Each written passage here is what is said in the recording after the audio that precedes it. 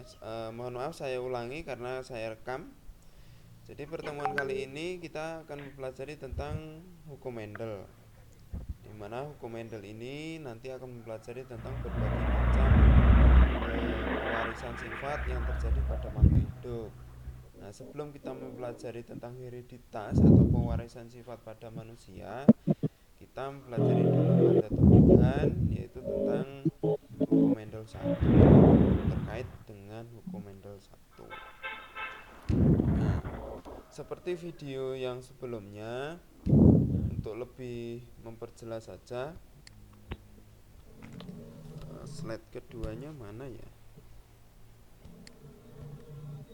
Nah, ini kelihatan ya? Ya, Pak. Oke. Enggak, Pak. Jadi persilangan hukum Mendel itu ada berbagai macam ya. Ada persilangan monohibrid, ada dihibrid, ada intermediate ya. Nah, seperti itu. Jadi yang pertama supaya nanti lebih paham, ini ada persilangan dominasi penuh. Yang dimaksud dominasi penuh itu nanti ada yang mendominasi, ada gen-gen yang mendominasi. Di sini yang kita pelajari tentang persilangan dengan satu sifat beda. Satu itu di dalam biologi artinya mono, maka nama lain dari persilangan satu sifat beda ini disebut sebagai monohibrid. Kalau dua sifat beda nanti namanya dihibrid. Gitu ya. Nah, contohnya dua sifat beda itu contohnya gini. Disilangkan kacang ercis bunga merah berpolong bulat. Nah, itu namanya dua sifat beda karena ada sifat warna merah dan polongnya bulat tadi. Itu. Untuk membedakan satu sifat beda dan dua sifat beda, paham ya sampai di sini ya?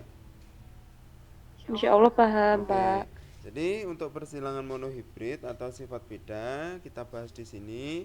Bisa kalian lihat disilangkan kacang ercis bunga merah A besar A besar. Nah, A besar di sini sudah pasti menunjukkan sifat yang dominan. Nah, karena ini dominan penuh, maka nanti keturunan yang ada A besarnya, maka nanti sudah pasti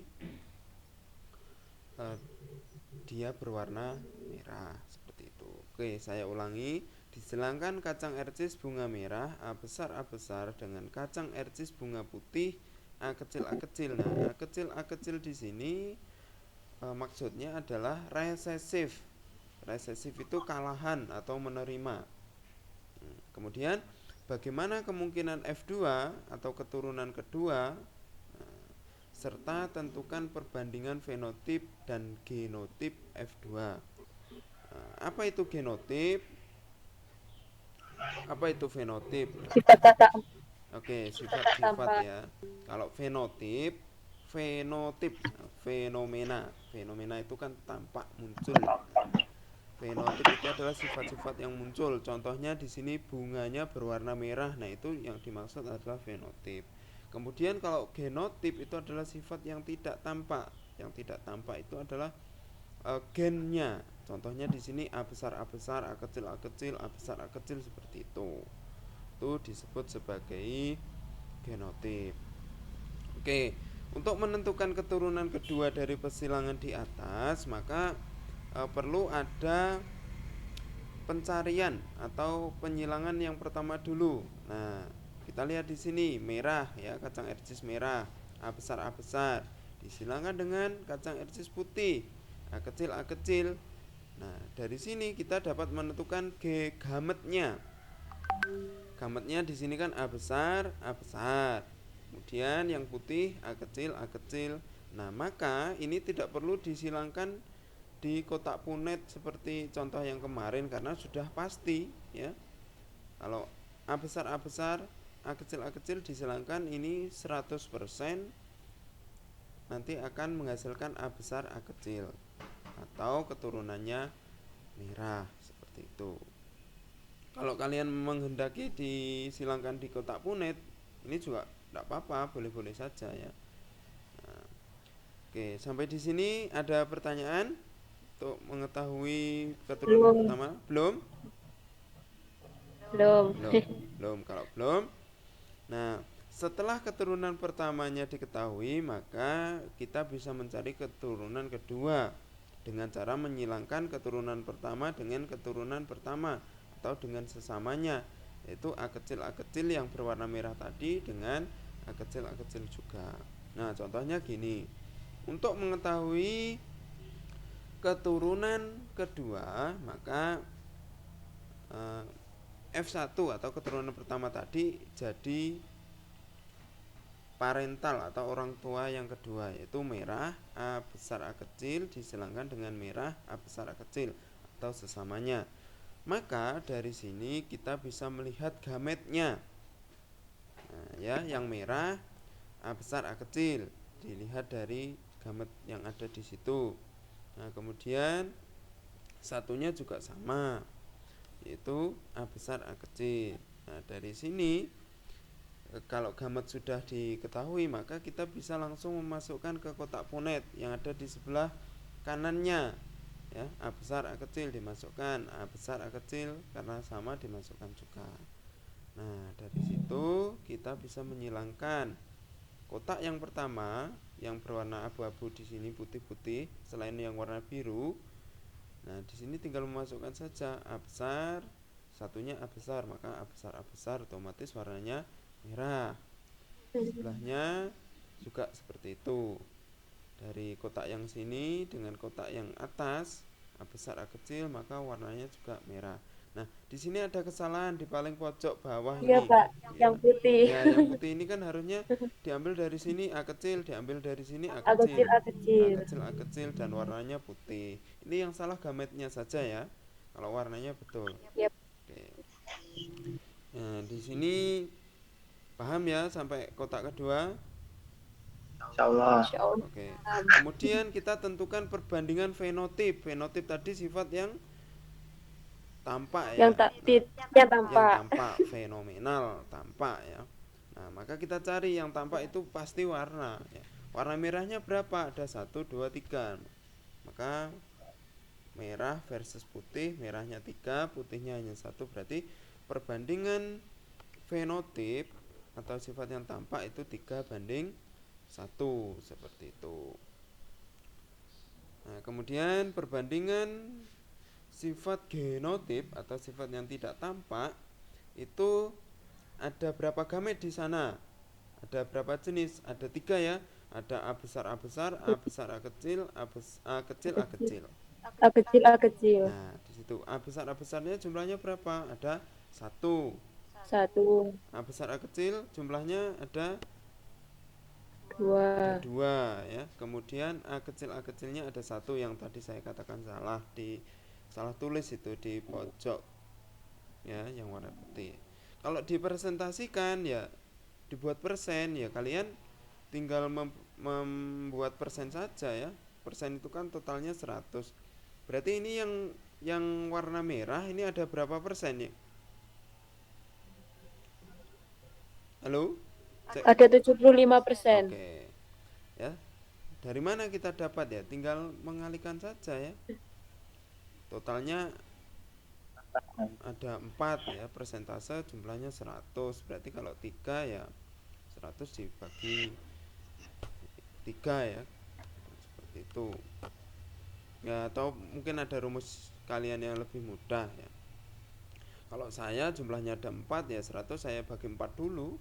Berarti kan 25 berarti kalau yang 3 berarti 25 kali 3 jumlahnya 75, kalau yang 1 ya 25%.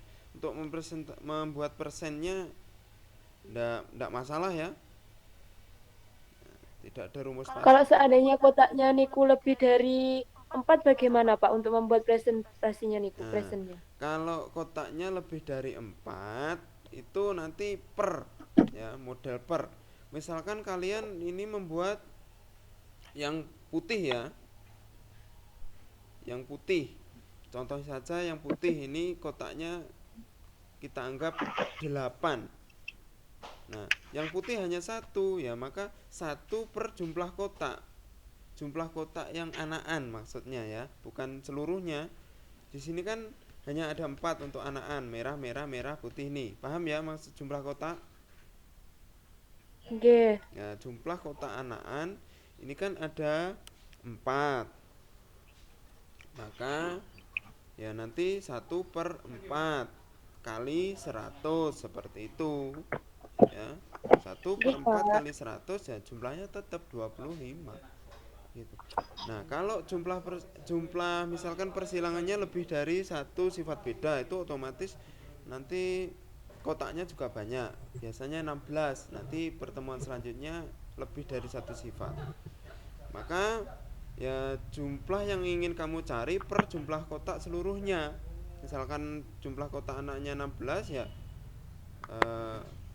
misalkan putih 1/16 kali 100 kayak gitu. Paham ya sampai di sini? Ya. Paham, Pak. Oke. Kemudian selanjutnya ini ada tugas. Tugasnya adalah persilangan intermediate.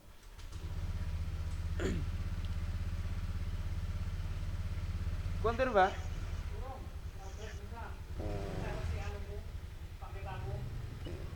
Kita lanjutkan ya. Tadi ada iklan. Oke, nanti bisa kalian lihat di YouTube atau mungkin bisa kalian screenshot untuk ini. Ya, untuk tugasnya. Tugasnya nanti silahkan cuma satu nomor ini aja, silahkan disalin di buku. Kemudian nanti diupload pada menu absensi. Menu absensinya akan saya kirim nanti setelah ini ya. Ya, Pak. Ya, Pak. Oke, saya jelaskan dulu tugasnya. Di sini ada persilangan mawar merah, M besar, M besar. Disilangkan dengan mawar putih, M kecil, hampir sama kayak tadi. Pada keturunan pertama atau F1 diketahui 100% mawarnya itu berbunga pink. Nah, di sini kan muncul sifat intermediate. Nah, sifat intermediate itu adalah sifat lain yang tidak sama dengan induknya. Nah, ini kan bapaknya merah, ibunya putih, nah anaknya kok pink. Nah, ini disebut sebagai sifat intermediate. Kemudian. Nah, ada sifat baru atau varietas baru yang muncul dari gabungan kedua gen orang tua, itu namanya intermediate. Biasanya kalau di soal itu sudah ada penjelasan seperti ini untuk membedakan mana intermediate, mana yang sifat dominan penuh. Nah, ini kalau sifat anaknya ini merah, maka ini jelas sifat dominan penuh. Tapi karena ini pink, muncul sifat baru, maka otomatis ini adalah persilangan intermediate. Nah, bunga pink di sini disimbolkan bahwa gametnya adalah M besar, M kecil. Maka nanti jika kalian menemukan persilangan M besar, M kecil, maka otomatis anaknya adalah warna pink. Seperti itu. Kalau M besar, maka merah. Kalau M kecil, maka putih. Kayak gitu. Maka tentukan kemungkinan keturunan F2 jika mawar pink disilangkan dengan mawar pink sama. Jadi nanti kalian silahkan menyilangkan pada kotak punet seperti contoh tadi. M kecil M besar M kecil disilangkan dengan M besar M kecil juga sama. Tentukan gametnya, kemudian masukkan ke kotak punet, kemudian silahkan kalian cari ya. Yang dicari niku presentasinya atau Maka tentukan yang kemungkinan bagaimana, Pak? keturunan kedua. Ini belum jelas ya perintah tugasnya. Belum. Maka tentukan kemungkinan keturunan kedua atau F2 jika mawar pink disilangkan dengan mawar pink. Ini yang kalian cari fenotip genotipnya ya, kayak slide sebelumnya tadi ya. Jadi perbandingannya, Pak. Ya, perbandingan fenotip dan genotipnya. Nanti saya perjelas di slide ya. Tugasnya ini nanti saya screenshot, saya kirim ke grup ya. Iya, Pak. Saya rubah dulu perintahnya. Nah, oke ya, untuk tugas ada pertanyaan lagi? Belum? Halo, hilang. Belum, Pak. Oke, belum ya. Kalau belum, nah slide-nya sudah habis. Dan kemarin ada beberapa pertanyaan ya. Kemarin ada beberapa pertanyaan dari Nurul ya kalau tidak salah. Saya baca langsung saja, bisa diperhatikan. Atau mungkin nanti sepertinya sudah saya jawab. Mengapa persilangan atau perkawinan menghasilkan pewarisan satu karakter dapat menghasilkan dua sifat yang berbeda? Nah, ini karena adanya unsur-unsur intermediat yang tersimpan di dalam gen individu masing-masing tersebut. Nah, ini bisa saja terjadi karena adanya variasi-variasi gen ya. Nah, disebutnya ini merupakan persilangan intermediate. Kemudian ketika memasuki ke kotak Punnett, bagaimana bisa menemukan jumlah gamet dan perbandingannya? Nah, kita tinggal menghitung seperti yang slide sebelumnya tadi. Sepertinya ini sudah terjawab ya. Ya, sudah, Pak. Sudah ya. Kemudian ada pertanyaan dari Dwi IPA 3 kalau tidak salah ya. Nah, di sini pertanyaannya adalah kemarin di sebuah link saya bertanya, di tempat saya pernah ada banyak cucu yang mirip dengan kakek atau neneknya. Ya. Oke, ini ada cucu. Nah, ini merupakan hereditas pada manusia. Persilangan pada manusia nanti akan kita bahas lebih detail. Ini bisa saja karena pewarisan sifat.